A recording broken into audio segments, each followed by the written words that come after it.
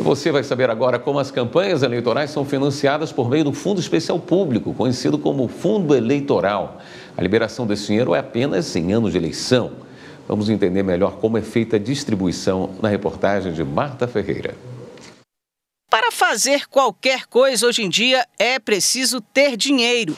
E numa campanha eleitoral não é diferente.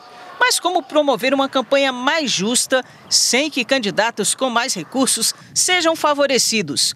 Pensando assim, foi criado o Fundo Especial de Financiamento de Campanha, mais conhecido como Fundo Eleitoral.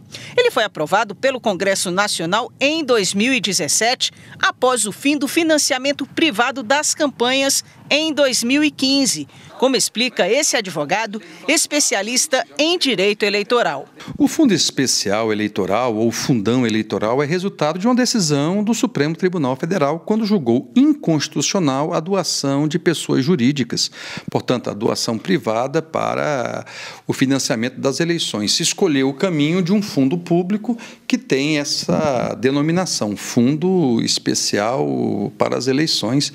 A gente chama na vida privada de fundão eleitoral, pelo tamanho que ele tomou. O fundo eleitoral é composto por recursos públicos, ou seja, dinheiro de dotações orçamentárias da União. A liberação desse dinheiro ocorre apenas em ano de eleição. O valor total é definido pela Lei Orçamentária Anual e transferido pelo Tesouro Nacional ao Tribunal Superior Eleitoral, responsável pelo repasse dos valores aos diretórios nacionais dos partidos políticos.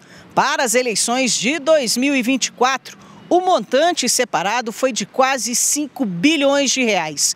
Os valores destinados a cada partido não são divididos igualmente, mas calculados de forma proporcional à quantidade de cadeiras que cada um tem no Congresso Nacional. Uma resolução do Tribunal Superior Eleitoral de 2019 estabelece diretrizes gerais para a gestão desse valor. Os recursos devem ser distribuídos em parcela única aos diretórios nacionais dos partidos, observando os critérios estabelecidos por lei. 2% divididos igualitariamente entre todas as legendas com estatutos registrados no TSE. 35% divididos entre os partidos que tenham pelo menos um representante na Câmara dos Deputados, na proporção do percentual de votos obtidos na última eleição.